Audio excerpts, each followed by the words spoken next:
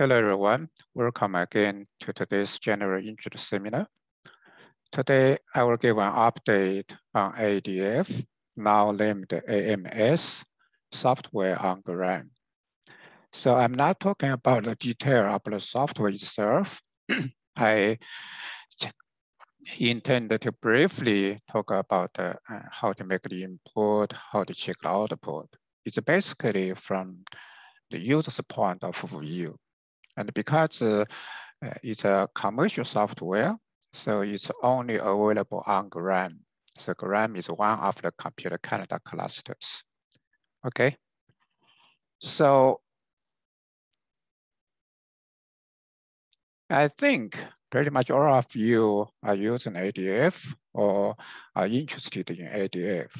So ADF has a long history and it kept changing, kept including more and more stuffs to it. So it's a huge package. So now the full name is called Amsterdam Modeling Suite. The major part, I think most of our users use ADF itself. So it's a general DFT method for chemistry, all kinds of geometry optimizations and frequency, all kinds of chemical properties. And then the other one is a band, is a big part of it. And for all kinds of tubes or periodic DFT method to use it. And it actually has interface and with the quantum espresso. That's another package for chemistry. And it has DFTB and for fast electronic structures. They have a picture here, ADF put it on site, and also including a semi-empirical MOPAC and the QMMM, and some other stuffs. I don't know how many people actually use it. I personally, I never used them. And certainly ADF and the band are the two most users use it. And each module, and now AMS called it engine, has its supporting website. So if you go to its website, scm.com, you check the support, and then you can find on each module we limit for now. So there is a tutorial, there's a manual, there has the fact page. So I think whichever you want to use, and you can go to check it. You can then pretty much sure you can then yourself. And so I think they have a quite good website for all kinds of things, but there are too many there. Okay. So as I said, what I am interested as a support staff on ADF and other computational chemistry packages in Computer Canada, and particularly on GRAM. So I mainly interested in what the changes we made for this package on our GRAM, and hopefully that will give you at least the starting point to if you move from ADF to AMS. So we have ADF on our systems for a long, long time. And back to Chocolate itself, we had ADF. Now it's all part, Chocolate is a part of Computer Canada, and the Computer Canada has uniformed and that clusters. So, however, because ADF is a quite expensive license, and we continue our license and renew that license, so it can only run on clusters managed by Chocolate. So it can only run on GRAM. So if you use ADF, you know you do a module spider ADF, you can find right now there's 4 versions on the cluster. It will stay there. And there's 2016, 2017, 2018, 2019.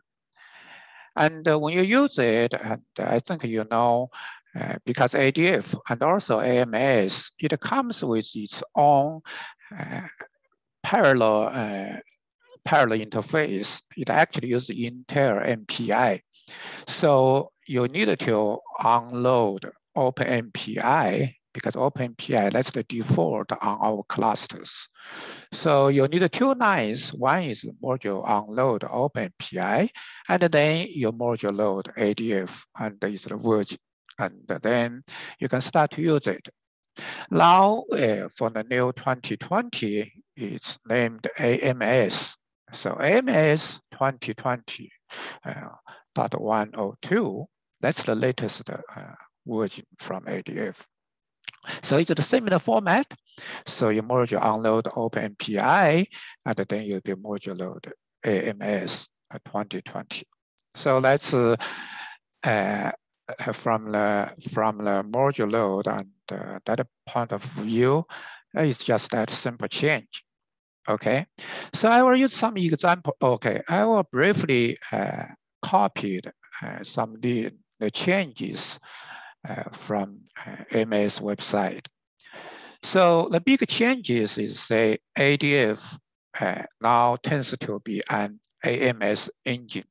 So it's not the standard along ADF executable will not work.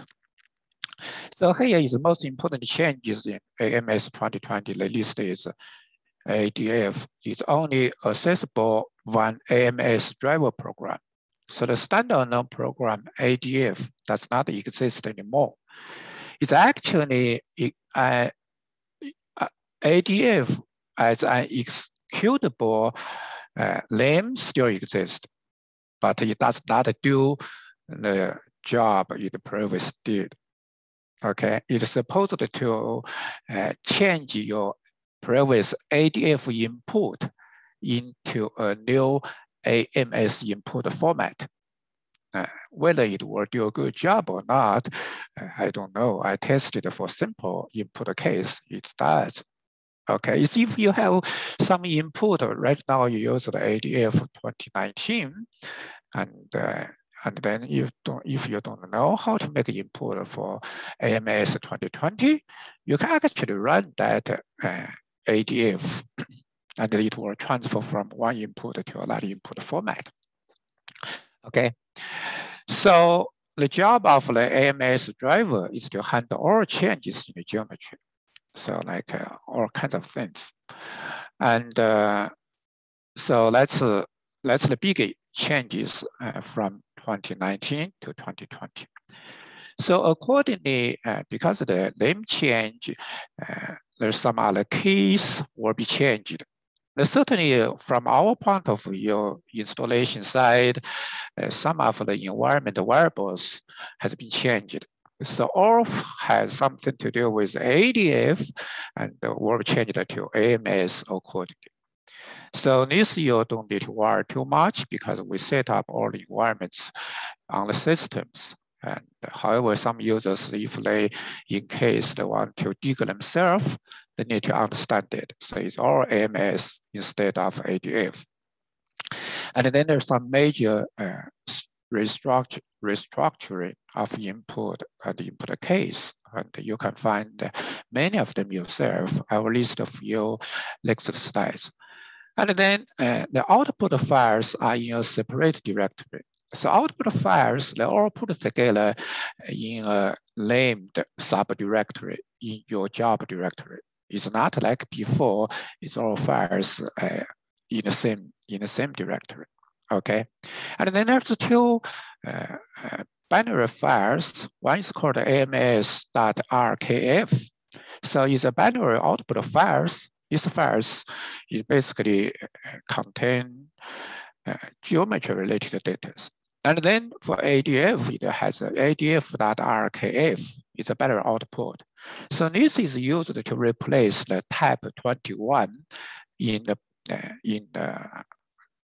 ADF that 2019 and previous. So this file contains the single point related data. So this file will be used. You can use it to restart your ADF AMS jobs. Okay. And certainly there is another file, it's called TAPE13. So that file used to be a restart file. So that file normally when you run a job, if your job run completed good, and then that file will be removed automatically. You can actually select say save tape 13, and then it will save that file even the job is done. So that may be another thing you can think about it if in case you want to restart your job. Okay. And then there's one thing you said, AMS does not symmetrize coordinates by default, which ADF used to do. I think that's not a big issue. So there are some other new things, new changes, but I think it's not important to us at the moment. So in terms of input key changes, certainly in your input file, previously you have anything to do with ADF, like bin, like home, like resources, like atomic data. And then in AMS, so all the ADF will change to AMS. And then some resources may be slightly different, but certainly the general resource, ADF resources, so resources all point to the atomic data. And if you want, but I think maybe some of it you may don't need it. So if you're specifically for ADF and originally is atomic data and you want to point to ADF, there is a ADF and there's ADF Zuras. Those kind of basis set they layered it. They put it in different subdirectories. And there are some other things, so like a frequency, like a property, how to define it. So I will suggest you and to go to the scm.com's website, and you go to check it and the ADF and the general, and there's AMS simplifications of ADF.html. So if in case and you majorly want to build to calculate a band, and it's actually not much change, I think, since 2019 or maybe 2018, it already moved the previous band to be a part of the engines. So has been changed already. Maybe we didn't pay attention to it. But now it changes ADF, the executable itself. So I think it's important to let you know. Otherwise, because I had a few questions, and they had issues to use AMS, and certainly lots of the things you have to learn yourself. Okay. So now I want to use simple examples to see how to make simple changes, and then you can start to use AMS. I understand that when you're working on a project, and if you start with a certain version of ADF, you may prefer to continue use it to finish your project. And then when you start start a new project, you may like to move to the latest versions, because latest versions will, in general, will have more functionalities or improved some way and somewhere, right? So when you start a new project, I think you pretty much would like to use AMS 2020 instead of ADF 2019. Okay. So here is the simplest ADF import and run script I posted on the ADF wiki page. And in this case, we actually we wrote a ADF script, is a run script, and also we have a band script as well. This script itself not really do any fancy thing, but to create a job ID subdirectory under your Scratch. And because the temporal files, or we call it runtime files, will all go to your Scratch hard disk. And if you run many ADF jobs at a time, and all are on the Scratch. So our original intention was to put the temporary runtime files on the job file, under your job ID directory. So better to do a better file management. So in this case, input file does not have any executables to be added to. So it's simply the title, and it's basically the geometry, and basically what base set you use, and what you do, and this is your geometry optimization, right? The converge grid. That's it. This is a very simple case. And then you need to have a run script .sh file. So this is standard. So basically, is your account. And then ADF is quite good. It's a parallel code. It's a parallel code. That means you can use multiple nodes and jump across multiple nodes. And if it's one node, and ADF actually make a benefit. So it run like a distributed shared memory MPI type. If you're on one node, this Trixon still use MPI, but it's sort of like try to run it as a shared memory that, so hopefully that will increase its performance. So my suggestion usually is if you use, say, one full load, like on RAM, many of the loads, all the loads have 32 CPUs, and then you use one node. So you use one node, and then your task per node is 32, will be better than you have 32 CPUs across a bunch of loads. I think you understand that. When your CPU cross a bunch of loads, because the communication between the CPUs, it will be costly. It will slow down a little bit.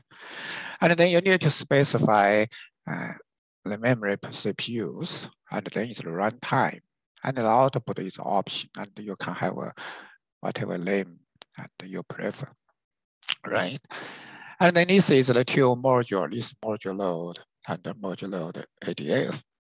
And then when you run it, you start with the ADF script. And then this is this type of input file, okay? So, and when you submit a job, you say your job ID is like this. So after you submit a job, and say you already know, originally on the data directory, you only have two files. One is input file, one is the run script. And then when you submit a job, you go to, if you go to your Scratch directory, you can find your Scratch directory. And if you go, you can find the create a job ID directory. And if you create a job ID directory, all files will be under that. For that job, will on the data number directory. Right now, there's nothing, and maybe it's already done. And you know, time I take this screenshot, maybe it's different, but it's sensitive. And then when this job is done, you can find, say, originally only two files. Now you have your output file, right? And then you give your log file. Log file will give all information where if you any errors, log it will ADF will write it to log file. And then they will have T21.h, T20.o, because in this case, it's only hydrogen and oxygen, right? And then type 21 will stay, and no other files.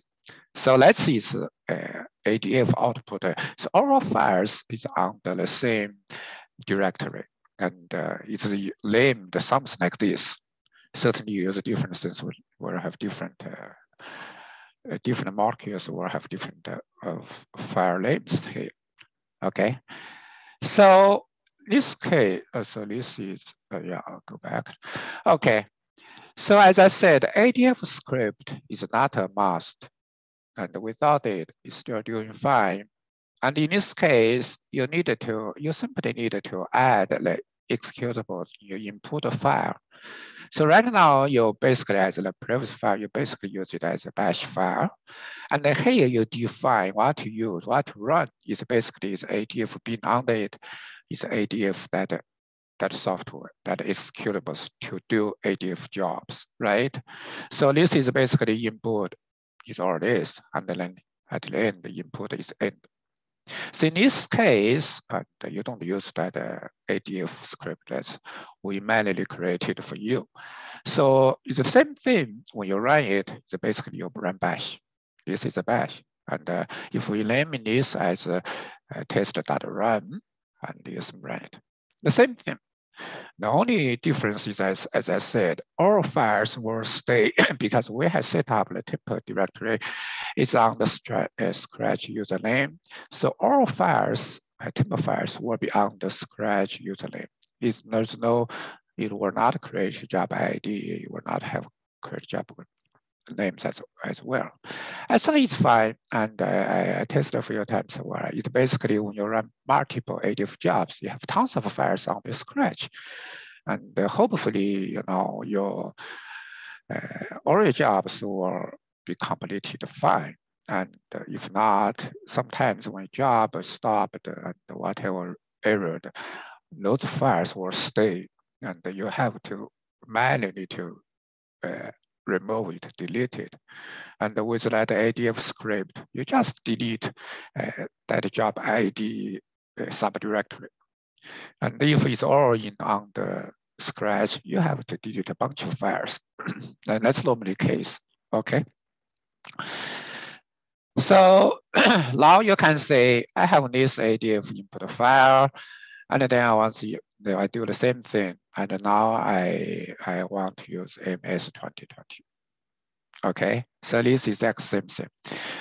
So what the first change is basically this one is easy to understand. It's not, there's no ADF, you don't run ADF, you run AMS. So that's the code to run. And the AMS bin and /AMS. And then title is not regularized anymore. So it basically is the core system end. So, and then you have the items, geometries, coordinations there. And then the geometry optimization, they say they come with a task. The task, what it does, or task is to do geometry optimizations. And then you put the geometry optimizations, you put the convergence gradients. So it needs a block. So it always comes with what you need to do, and it will be end. And then is say you should specify here, let's record the move ADF to be one of the engines in AMS. So you need to have engine ADF. And then you have block of it. So on this part is say you do ADF. And then you at the end, you need to have an end engine. So originally here we don't have this. We have basically end input, right? And this is the simplest case. And if I will show, if we have time, I will show slightly more steps and slightly complicated case, okay? So let's say it. And then, as I said, well, you know, actually still there, it has ADF on the AMS bin, and you can type it from command line. And you run this on this input.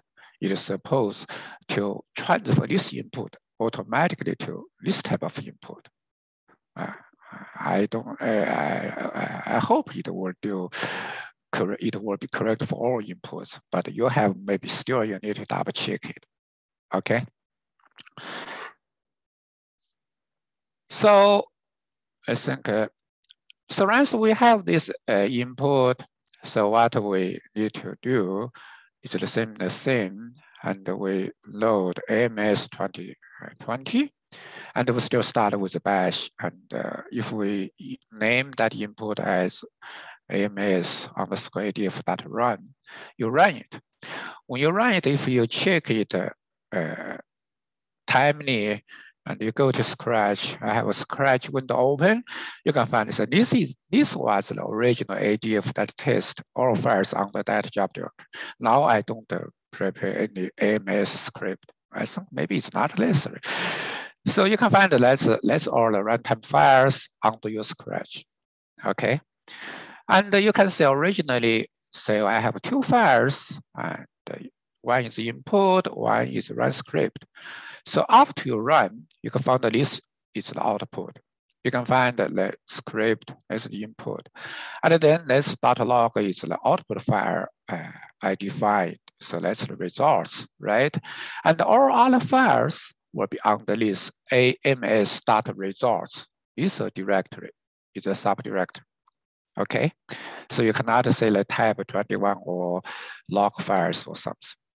And if you go to this directory, you can find the file name has been changed. There's no log file anymore. It actually AMS.log is the log file in the previous ADF run. Okay, and now there's no tape 21. The tape 21 now replaced by ADF.RKF. So let's say it's a single point related data. So this is supposed to use to restart the ADF job. Okay, so they have some others say that originally that T21 or whatever it now has a more longer name. I don't know what does it mean. And it's not T21.h anymore. It comes with the middle or something. And then create a time.out is basically it's geometry those type of input. It's basically this is the input file will reprint or something like that. Okay, and as I said, this because this is tape 21 is not exist anymore. It's used by this, right? So restart, you either use this file or you prefer you save tape 13. You can get a tape 13 and stay on the list directory. So this is basically the difference you can say right now is this. So all files on the AMS.result. And then originally it's those files like this. So there's no log file, there's no this type of file name has to be changed. And you can check, compare the two. Okay, so AMS is the default. So if you don't name your job, so it doesn't matter what type of job you run, it will create AMS.results. All the results will go there.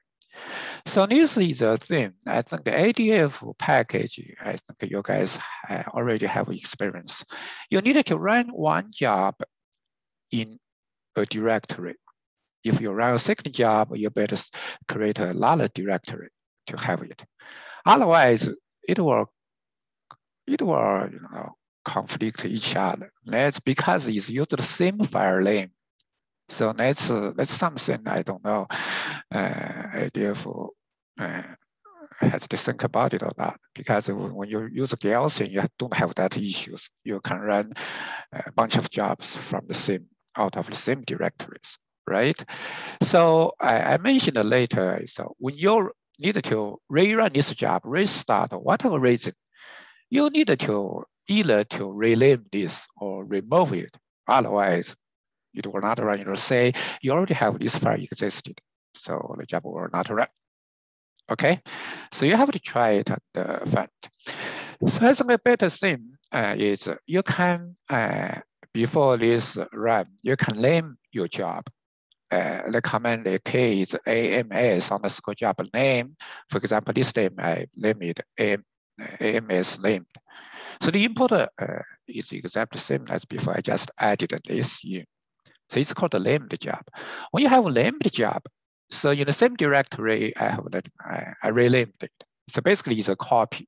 It's a copy, or the input and run script is a copy from the original, and just add that name to it.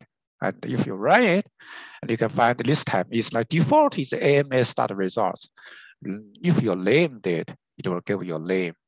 So AMS is called name results. All results are on the list. So you can see it on the list, and the results are exactly the same as the results on the AMS data results, because I basically duplicated, rewrite it, nothing else, right? So that means you, as I said, if you need to rerun a job in the same directory, you need to either to rename it, change the name, or you remove the previous one. Otherwise, it will not run. If you want to run a multiple jobs on the same directory, you need to name each jobs. Otherwise, they will have a conflict for that output. Okay. So let's say basically I wanted to bring your attention, and you give it. If you try, I think you're all good. Okay. And I said, if you try it and rewrite it, remove it or delete it, and it will run again. Okay. So let's basically talk about that ADF, to run ADF in the new AMS package. That's basically the start input and output. And I have a bit complicated cases. I will show you a bit later. And the other thing, I think many of you would like to, you may or may not, may have or may not, the treasury GUI. A GUI can only run on Gram's VDI node. It's not going to run on computer node. It could run, but it's not going to be good. So you actually, we suggest us to use tag VNC Client to connect to GRA-VDI.computercanada.ca. And there is we have a link page, we have a wiki page. If you go to wiki.computercanada.ca, you search VNC. We have instructions how to install your tag VNC, how to connect to the cluster. Okay, and then once you're on the load, you need to build a module load. The CLUMOD is basically, it's separate actually, but it's part of Gram, but the module is configured separately. So all the cluster mode, put it there. And then if you check what's available, you can check module aware. So all these ADF and AMS packages are available on the VDI load. And then when you use it, and if you are familiar with ADF, all ADF related comments are changed to AMS related comments. Okay. And then you basically type this and you'll be good to go. Okay.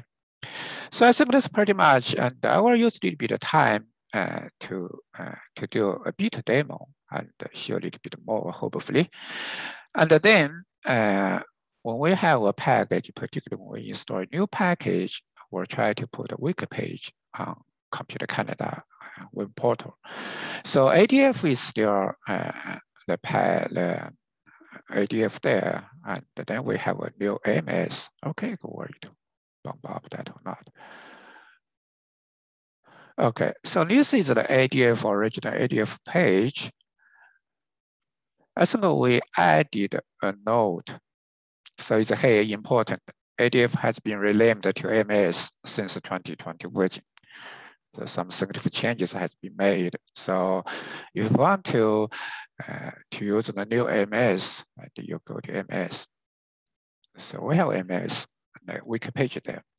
And the AMS wiki page, so we have a full package of that AMS.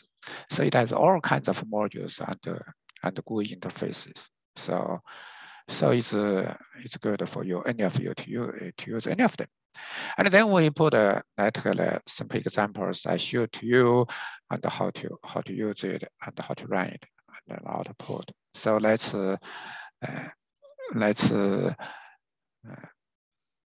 some simple sense there. So you can take a look of that and some notes and I actually added there.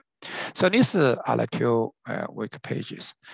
And then because all the package, and if you go to AMS or ADF, it's installed on RAM only. It's on the /opt/software and /AMS, and then it's the version. And there is examples. So if you don't know, if I use something, you go to there to find the examples.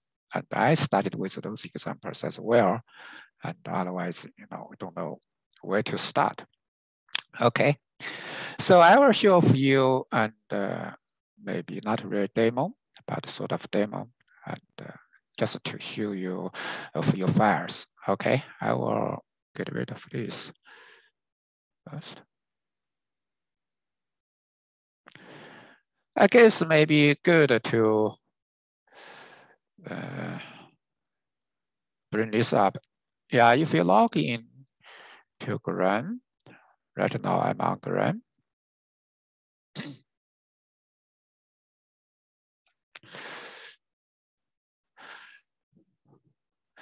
Okay, and I do have some examples. You can actually access to it if you'd like to. And on my home, on the test, I have test AMS.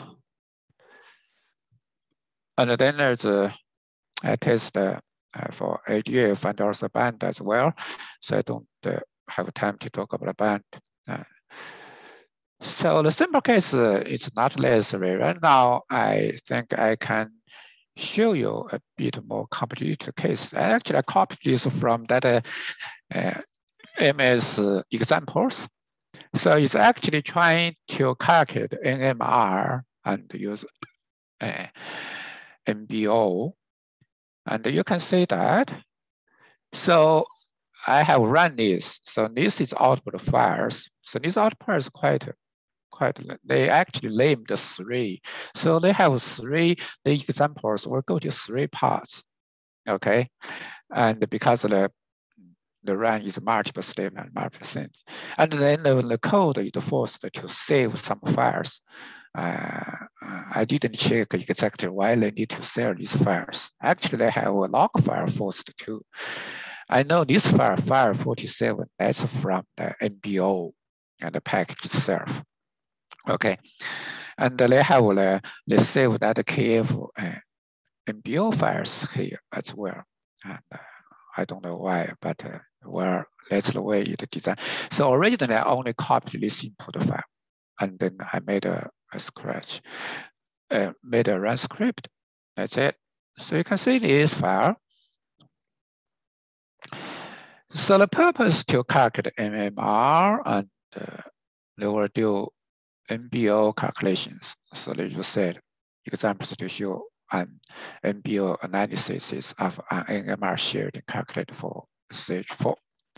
And it start with a scala or something. So it's named it a scala, and then it's still, and then you can say it first start with the single point, and it's this the engine do ADF, right? There are a bunch of things, and then the ADF this part, or they force it to save 15. I think it will need to use it in next step.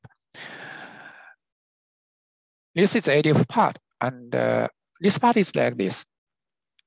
This ADF, and then it continue to this end scanner run, and they continue to run ADF MBO, do MBO analysis.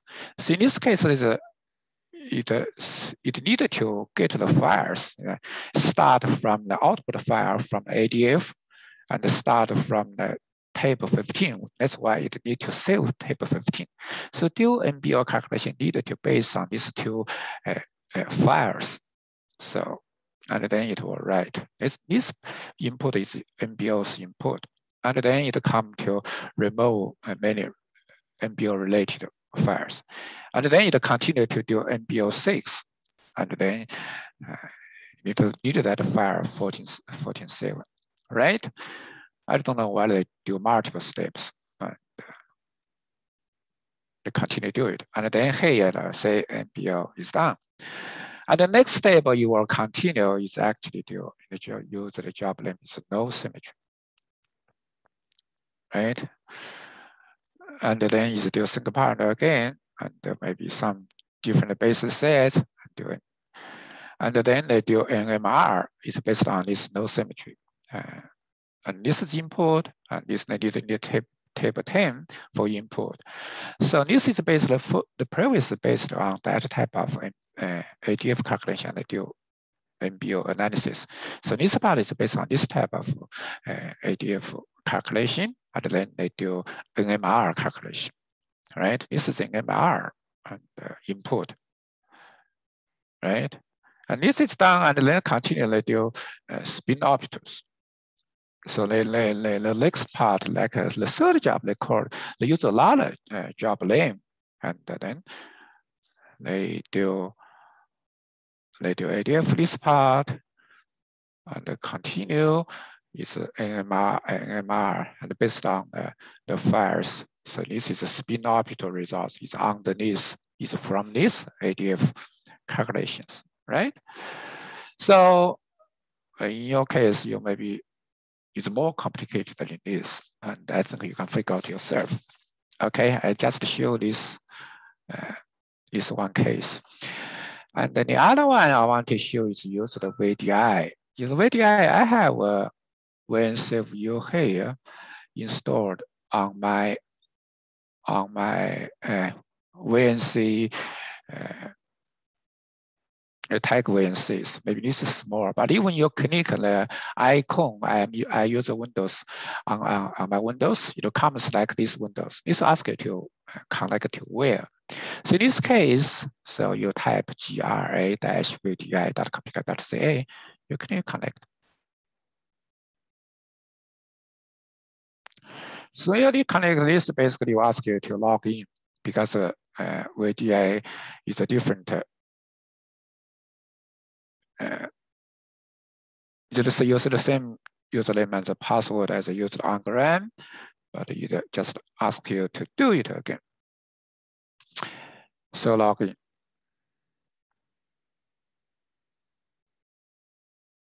So log in right now. So this is all my computer. Okay. So this is all my home, I think, right?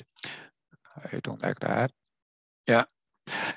And then you open a terminal. So when you open terminal, so just like you logged to Gram. I want to enlarge it. And then you can type module aware because this module is reorganized. So it's kind of like it can use that CC is basically all packages installed on Gram is under the computer Canada environment.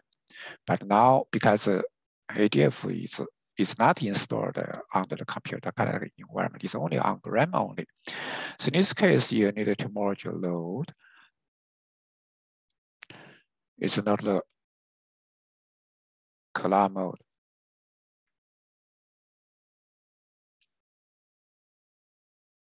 And then you can see what's available underneath.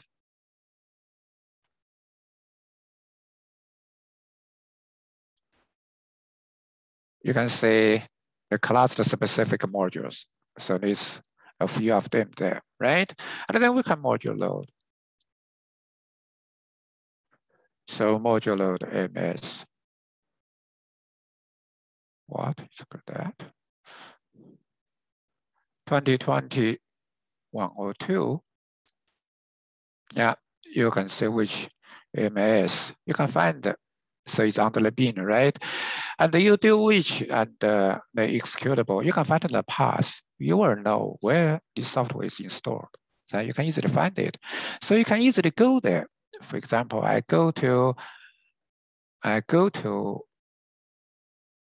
just copy this path, go to this directory. You can go there. You can find here, so the whole package of the license there, and then this are the come with the package. So there's atomic data, all the executables are on the beam, and then there is examples. So examples, there's many of them. So it's depends on what do you want to run, right? There's ADF, there's a band, there's Oralis. So you type the path is there, right? So right now, I want to say, I know it's going to be, it doesn't matter. So I'm on way, right? I know there's should have a AMS and view, for example. AMS view as a native view results or something, right? The GUI will open, and then for you to open files or open molecules, something, right? And then I can, so someone is AMS input. You can make your own input file.